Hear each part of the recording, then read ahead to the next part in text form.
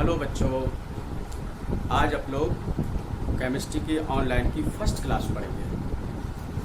बच्चों, जैसे आप लोग ऑफलाइन पढ़ते हैं उतना अच्छा तो नहीं लगेगा, पर इसमें भी कोई ख़राब ऐसा नहीं लगेगा, बढ़िया समझ में आएगा। बस दिल से पढ़ना, मन से पढ़ना, अच्छी पढ़ाई होगी। तो स्टार्ट करते हैं। तो बच्चों, सबसे पहले तुम लोगों को बताएं, ये जो चैप्टर्स हमने लिखे हैं ये अपने सिलेबस में है, मतलब टोटल 16 चैप्टर। पहला चैप्टर है ठोस अवस्था, दूसरा है विलयन, फिर है विद्युत रसायन जिसे आप लोग इलेक्ट्रोकेमिस्ट्री बोलेंगे, फिर है रासायनिक बलगतिकी, पृष्ठ रसायन, धातु कर्ण, पी ब्लॉक, डी तथा F block, halo alkane, alcohol phenol ether, aldehyde ketone, nitrogen युक्त कंपाउंड, बायोमॉलिक्यूल, पॉलीमर, दैनिक जीवन में रसायन और कोऑर्डिनेशन केमिस्ट्री। तो बच्चों, यूपी बोर्ड में क्या किया है, केवल इस वर्ष के लिए दैनिक जीवन में जो रसायन चैप्टर है ये चैप्टर सिलेबस से आउट कर दिया गया है। इसी के साथ ही जो पॉलीमर चैप्टर है ये भी सिलेबस से आउट कर दिया गया है, और इसी के साथ ही जो धातु कर्म है ये भी चैप्टर सिलेबस से आउट कर दिया गया है। तो टोटल 3 चैप्टर निकाले गए हैं, एक धातु कर्म, एक पॉलीमर और एक दैनिक जीवन में रसायन। तो ये चैप्टर तो बिल्कुल पूरी तरीके से अलग कर दिए गए हैं। अच्छा, बाकी इन चैप्टर्स में भी से थोड़ा थोड़ा सा कम किया गया है। तो चैप्टर ज़्यादा नहीं है, सिलेबस ज़्यादा नहीं है, आराम से पढ़ेंगे, बढ़िया करके पढ़ेंगे, मेहनत से पढ़ेंगे, दिल लगा के पढ़ेंगे, बहुत अच्छा समझ में आएगा। हम जो पढ़ाते चलेंगे उसके नोट्स हम तुम लोगों को अपनी एप्लीकेशन पर डालते रहेंगे। तुम लोग क्या करोगे, उन नोट्स को अपनी हैंड राइटिंग की बढ़िया सी नोटबुक बनाएंगे। हमारे वीडियो को देखते जाना और उन नोट्स को पढ़ते जाना, समझते जाना, बहुत बढ़िया समझ में आएगा, बहुत अच्छी पढ़ाई होगी। हो सकता है 1-2 वीडियो में थोड़ा सा मन ना लगे, लेकिन अगर मन लगाओगे तो आगे की वीडियो में तुम लोगों को बहुत अच्छा लगने लगेगा। चलिए तो स्टार्ट करते हैं बच्चों। हम सबसे पहले चैप्टर स्टार्ट करेंगे पृष्ठ रसायन, 5वें नंबर का चैप्टर है, बड़ा सा चैप्टर है, इजी चैप्टर है, कोई न्यूमेरिकल्स भी इसमें नहीं है, थ्योरेटिकल पूरा चैप्टर है, समझने वाला भी है और फिर रटने वाला भी है। तो बच्चों, हम पृष्ठ रसायन चैप्टर स्टार्ट करते हैं। पृष्ठ रसायन चैप्टर में आप लोग को 3 यूनिट मिलती हैं। हम बताते हैं कौन कौन सी 3 यूनिट हैं। बच्चों, यहाँ पर हम लिखते हैं पृष्ठ रसायन, पृष्ठ रसायन, और इंग्लिश में बच्चों इसको कहते हैं, इंग्लिश में समझना बहुत जरूरी रहेगा, सरफेस केमिस्ट्री। सरफेस केमिस्ट्री बच्चों, इसमें आप लोगों को 3 चीजें पढ़नी है। एक तो खुद उत्प्रेरक पढ़ना है, दूसरा इसमें कोलाइडी विलयन पढ़ना है, कोलाइडी विलयन पढ़ना है, और बच्चों चौथा खुद अपने आप में जो चैप्टर का नाम है पृष्ठ रसायन, ये पढ़ना है। तो इस चैप्टर में 3 यूनिट है, उत्प्रेरक, कोलाइडी विलयन और पृष्ठ रसायन। इन तीनों यूनिट्स को आप लोग पढ़ेंगे एक एक करके, दिल लगा के पढ़ना, बहुत अच्छा समझ में आएगा। तो सबसे पहले आप लोग स्टार्ट करते हैं उत्प्रेरक। तो यहाँ पर हम लिख देते हैं पृष्ठ रसायन लेक्चर नंबर 1, पृष्ठ रसायन का लेक्चर नंबर 1। तो उत्प्रेरक स्टार्ट करते हैं। पहले हम ये यूनिट पढ़ाएंगे, फिर ये यूनिट पढ़ाएंगे और फिर इसके बाद ये यूनिट पढ़ाएंगे।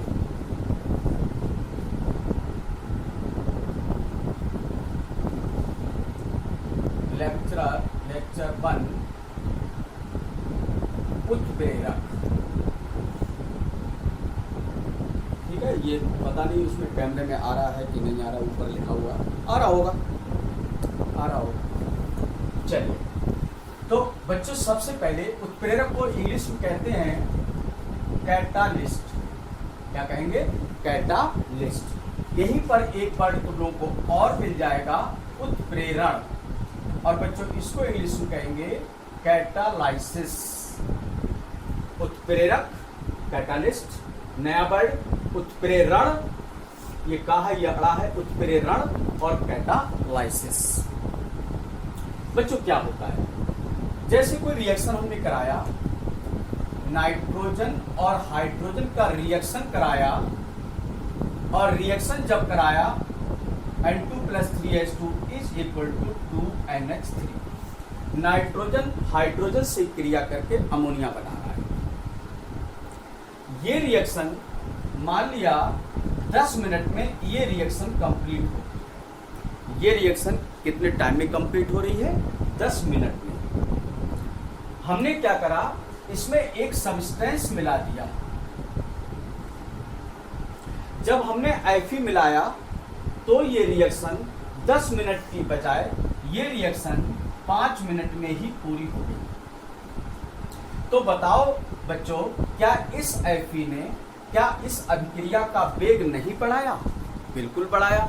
जो काम 10 मिनट में हो रहा था, Fe ने वो काम 5 मिनट में करके दे दिया। इसका मतलब Fe ने अभिक्रिया के वेग को बढ़ाया। तो अपन इस Fe को क्या कहेंगे? उत्प्रेरक कहेंगे। बच्चों क्या कहेंगे? उत्प्रेरक कहेंगे। या हमने क्या करा, Fe को ना मिलाकर हमने यहाँ पर कोई अन्य सब्सटेंस मिला दिया। सपोज कर लिया H2S मिलाया, या कोई भी XYZ कोई सब्सटेंस हमने मान लिया Y मिलाया। इसने क्या किया, जो रिएक्शन 10 मिनट में हो रही थी, उस रिएक्शन को इसने 20 मिनट में पूरा कर दिया। इसका मतलब 10 मिनट का काम जब 20 मिनट में हुआ तो इसने अभिक्रिया के वेग को कम कर दिया। तो हम इस पदार्थ को भी बच्चों क्या बोलेंगे? उत्प्रेरक। इसका मतलब क्या हुआ कि उत्प्रेरक वे पदार्थ होते हैं, उत्प्रेरक, ध्यान से सुनना, उत्प्रेरक वे पदार्थ होते हैं जो अभिक्रिया के वेग को बढ़ा दें या अभिक्रिया के वेग को घटा दें। वे पदार्थ जो अभिक्रिया के वेग को घटा दें या अभिक्रिया के वेग को बढ़ा दें, वे पदार्थ उत्प्रेरक कहलाते हैं। वे पदार्थ जो अभिक्रिया के वेग को बढ़ा दें या अभिक्रिया के वेग को घटा दें, उत्प्रेरक कहलाते हैं। और उत्प्रेरक की इस घटना को ध्यान समझना, उत्प्रेरक की इस घटना को बच्चों उत्प्रेरण कहते हैं। तो उत्प्रेरक पदार्थ है और उत्प्रेरण एक घटना है, फिनोमेना है। ठीक है। फॉर एग्जाम्पल, चलिए एक बाहर के एग्जाम्पल से समझते हैं। जैसे मान लिया हमारे लिए यहाँ से कुतुब खाने जाना है, तो हम पैदल पैदल जा रहे हैं। हमें पैदल पैदल जाने में, हमारे राजेंद्र नगर से कुतुब खाने जाने में आधे घंटे का टाइम मिलता है। रास्ते में हमारे लिए हमारे कोई मित्र मिल गए, उन्होंने कहा कि भाई MP सिंह कहाँ जा रहे हो?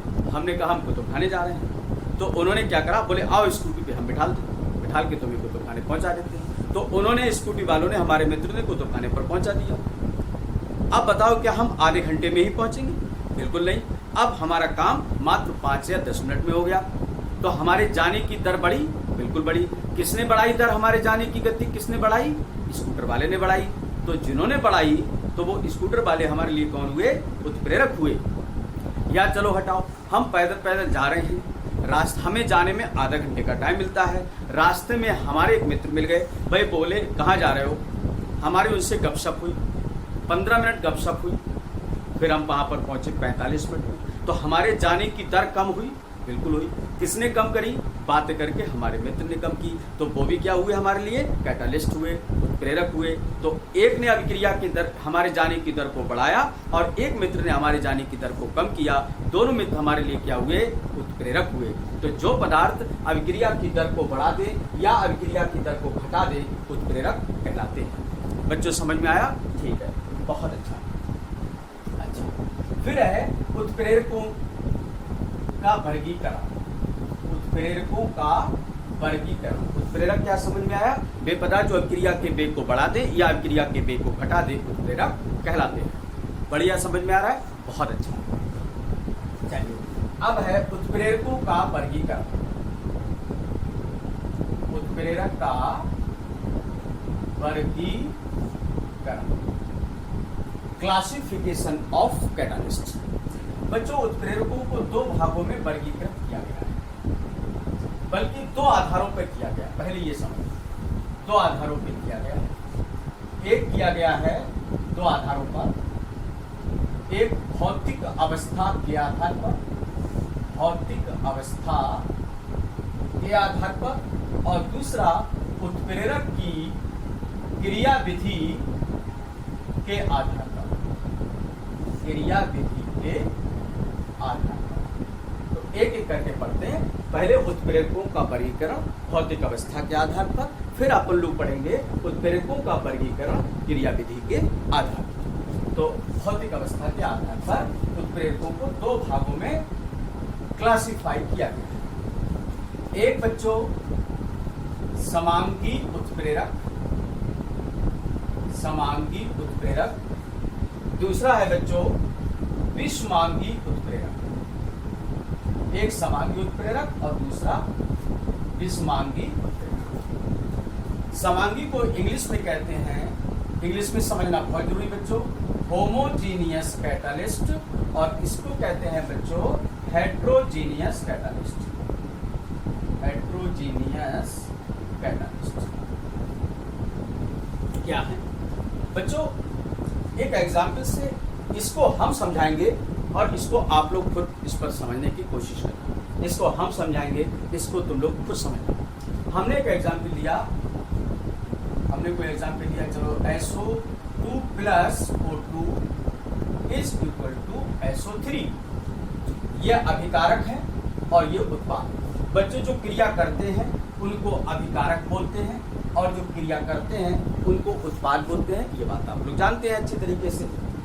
हमने क्या करा, यहाँ पर कैटालिस्ट लिया एनो। रिएक्शन के बैलेंस पर मत जाना, भी रिएक्शन बैलेंस कैसे होगी वो बाद की बात है। यहाँ पर हमने एक एग्जाम्पल लिया N2 + 3H2 is equal to 2NH3, N2 + 3H2 is equal to NH3, और यहाँ पर हमने उत्प्रेरक लिया N। एक्चुअली में क्या करेंगे, इस चैप्टर में जो भी कैटालिस्ट को हम डिनोट करेंगे उसको बड़ी ब्रैकेट में लिखेंगे। जो बड़ी ब्रैकेट में लिखा होगा उसका मतलब वो कैटालिस्ट है, उत्प्रेरक।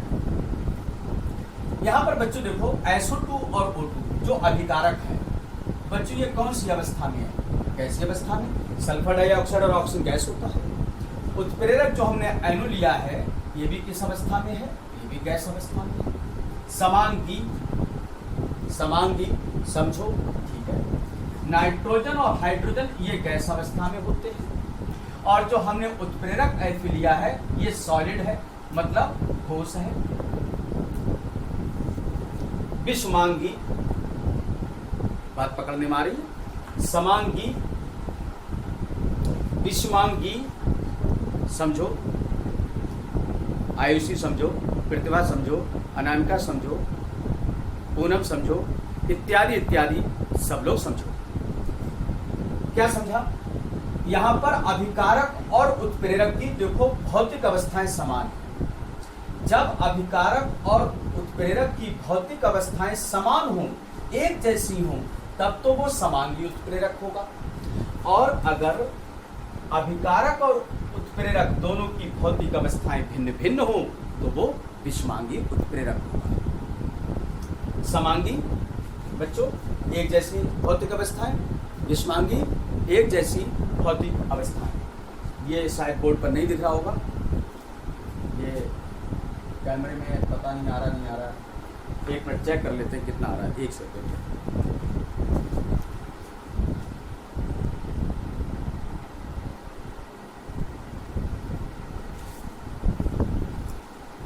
सा गड़बड़ हो गया, ठीक है। नाइट्रोजन हाइड्रोजन क्रिया करके अमोनिया बना। तो जब दोनों की भौतिक अवस्थाएं समान हो, जब दोनों की इनकी अभिकारक और उत्प्रेरक की भौतिक अवस्थाएं समान हो तो समांगी, और विषमांग मतलब अलग अलग हो तो वो कहोगे विषमांगी। ठीक है, ये पॉइंट क्लियर हुआ। जब उत्प्रेरक और अभिकारक दोनों की, जब उत्प्रेरक और अभिकारक दोनों की भौतिक अवस्थाएं समान हो तो समांगी, और जब अभिकारक और उत्प्रेरक की भौतिक अवस्थाएं भिन्न भिन्न हो तो वो होंगे विषमांगी उत्प्रेरक। ठीक, नेक्स्ट, ये तो हो गए भौतिक अवस्था के आधार पर उत्प्रेरकों का वर्गीकरण। अब आप लोग पढ़ेंगे क्रिया विधि के आधार पर उत्प्रेरकों का वर्गीकरण। ठीक है, समझ में आ रहा है? ठीक है, ऐसे इसको बढ़िया से समझते रहो, दिल लगा के बहुत, बिल्कुल बहुत बढ़िया समझ में आएगा।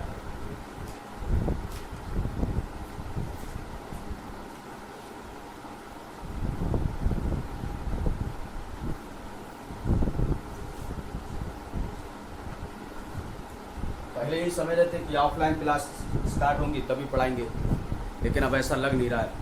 और ऑफलाइन क्लास स्टार्ट भी हो जाती है तो भी पढ़ना एकदम जल्दी सही नहीं रहेगा।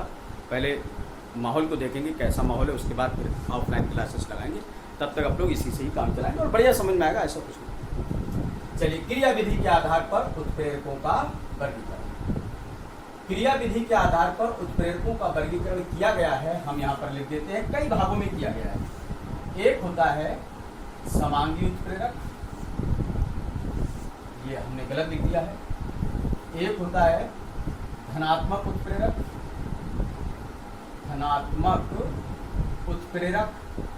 अच्छा, अब बताओ बच्चों, जब एक धनात्मक है तो दूसरा कौन सा होगा? हाँ बोलो, बिल्कुल सही, ऋणात्मक उत्प्रेरक। ऋणात्मक उत्प्रेरक। ठीक है। नंबर 3, एक होता है यहाँ पर स्व उत्प्रेरक। स्व उत्प्रेरक बच्चों, एक होता है प्रेरित उत्प्रेरक। प्रेरित उत्प्रेरक। और एक होता है धनात्मक उत्प्रेरक, ऋणात्मक उत्प्रेरक, स्व उत्प्रेरक, प्रेरित उत्प्रेरक। और एक होता है अम्ल क्षार उत्प्रेरक। अम्ल क्षार उत्प्रेरक।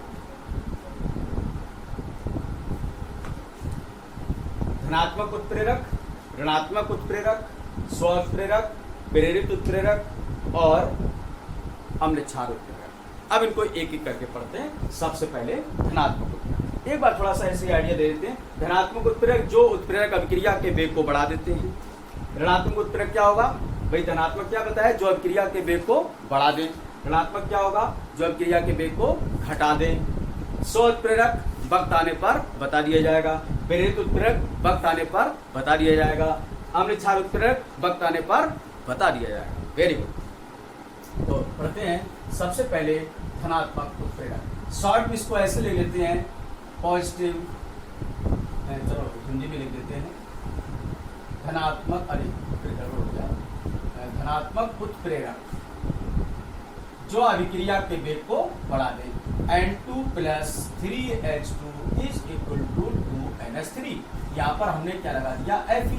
Fe ने अभिक्रिया की दर को बढ़ा दिया, अभिक्रिया के वेग को बढ़ा दिया। इसका मतलब Fe यहाँ पर धनात्मक उत्प्रेरक का कार्य कर रहा है। तो जो उत्प्रेरक अभिक्रिया के वेग को बढ़ा देते हैं धनात्मक उत्प्रेरक कहलाते हैं। ठीक है, बहुत अच्छा। अब यहाँ पर लेते हैं ऋणात्मक उत्प्रेरक। बहुत सिंपल है। ऋणात्मक उत्प्रेरक CHCl3 ऑक्सीजन से जब क्रिया करता है, बल्कि यहाँ पर लिख लेते हैं, थोड़ा सा लिखा होगा, CHCl3 जब वायु से क्रिया करता है तो बनाता है COCl2 + HCl। COCl2 कहते हैं फॉस्जीन गैस, विषैली गैस है। ऑर्गेनिक केमिस्ट्री में इस रिएक्शन को हम पढ़ाएंगे। फॉस्जीन गैस, ये क्लोरोफॉर्म है। CHCl3 को बच्चों क्या कहते हैं? क्लोरोफॉर्म। बैलेंस करने के लिए यहाँ 2 लगा लो, यहाँ 2 लगा लो और यहाँ 2 लगा लो। रिएक्शन हो रही थी जैसे भी हो रही, हमने इसमें क्या करा? C2H5OH मिला दिया। तो ये क्या करता है? ये अभिक्रिया के वेग को कम कर देता है। अभिक्रिया के वेग को कम कर देता है। तो ये क्या हुआ? इथाइल अल्कोहल ऋणात्मक उत्प्रेरक। यहाँ पर हम क्लोरोफॉर्म वायु से क्रिया करके विषैली गैस फॉस्जीन बनाता है। अब इसके विषैली गैस फॉस्जीन बना रहा है, ये विषैली गैस होती है फॉस्जीन। इसके बनने की गति को कम करना है, बनने की दर को कम करना है, तो उसके लिए हमने यहाँ पर क्या लगा दिया? C2H5OH। इसने का मतलब है कि C2H5OH ने अभिक्रिया के वेग को कम कर दिया। इसका मतलब ये ऋणात्मक उत्प्रेरक है। तो जो पदार्थ अभिक्रिया के वेग को कम कर देते हैं ऋणात्मक उत्प्रेरक कहलाते हैं। फिर इसके बाद आता है स्व उत्प्रेरक। स्व उत्प्रेरक, अब देखिए स्व उत्प्रेरक क्या होता है बच्चों? स्व उत्प्रेरक। स्व उत्प्रेरक को इंग्लिश में कहते हैं auto catalyst. Auto catalyst. Auto catalyst क्या होते हैं? कोई रिएक्शन हमने कराया CH3COO2H5। बच्चों इसका नाम इथाइल एसीटेट। ऑर्गेनिक केमिस्ट्री जब हम पढ़ाएंगे तो ये नाम और जो रिएक्शन लिख रहा है बहुत इजी हो जाती है। CH3COC2H5 इसका रिएक्शन हमने करा दिया जल से वाटर H2O इस तरीके से, तो ये बन जाता है CH3COOH प्लस C2H5OH। रिएक्शन पर मत जाना कि सर ये इतनी बड़ी रिएक्शन कैसे हो गई, क्या हो गई। तो जब हम ऑर्गेनिक केमिस्ट्री पढ़ाएंगे तो रिएक्शन तुम लोग ये अपने आप करोगे, करनी ही पड़ेगी। बहुत सिंपल रिएक्शन है। जब ऑर्गेनिक पढ़ाएंगे तरीका बताएं, फटाफट फटाफट करते चले। यहाँ पर हमने क्या करा, ये रिएक्शन हो रही थी। अब ध्यान देना बच्चों, यहाँ पर जब ये रिएक्शन स्टार्ट हुई थी तो इसका वेग बहुत कम था। जब रिएक्शन स्टार्ट हुई तो इसका वेग बहुत कम था, मगर जैसे ही एसिटिक एसिड बना अभिक्रिया का वेग बढ़ गया। जैसे ही एसिटिक एसिड बना अभिक्रिया का वेग बढ़ गया, और बना और अभिक्रिया का वेग बढ़ गया, और बना और अभिक्रिया का वेग बढ़ गया, और बना और अभिक्रिया का वेग बढ़ गया। मतलब जैसे जैसे एसिटिक एसिड बनता जा रहा है वैसे वैसे अभिक्रिया का वेग बढ़ता जा रहा है। इसका मतलब ये हुआ कि एसिटिक एसिड यहाँ पर अभिक्रिया के वेग को बढ़ा रहा है। तब इसे नाम देंगे स्व उत्प्रेरक।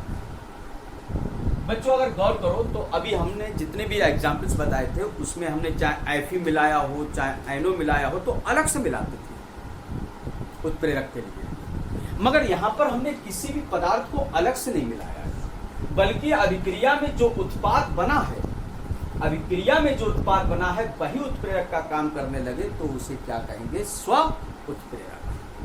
तो जब अभिक्रिया में बना कोई उत्पाद, फिर से समझिए, जब अभिक्रिया में बना कोई उत्पाद स्वयं उत्प्रेरक का कार्य करने लगे तो उसे स्व उत्प्रेरक कहते हैं। अभिक्रिया में बना कोई पदार्थ जब स्वयं उत्प्रेरक का कार्य करने लगे तो उसे स्व उत्प्रेरक कहते हैं। ठीक है बच्चों, आज का पहला क्लास है, पहला वीडियो है, आज इतना ही रखते हैं। देखते हैं आगे फिर क्या कैसा रहता है। समझ में आया? बढ़िया समझ में आया। ठीक है, नेक्स्ट वीडियो का इंतजार करें और नेक्स्ट वीडियो इसके नोट्स हम तुम लोगों को अपनी एप्लीकेशन पे अवेलेबल करा देंगे। किसी को कोई प्रॉब्लम है तो वो इंडिविजुअली हमसे फ़ोन करके अपनी प्रॉब्लम को सॉल्व कर सकता है। कोई बात समझ ना आई हो तो भी हम उसको एक्सप्लेन कर देंगे। ठीक है, तो आज के लिए इतना ही।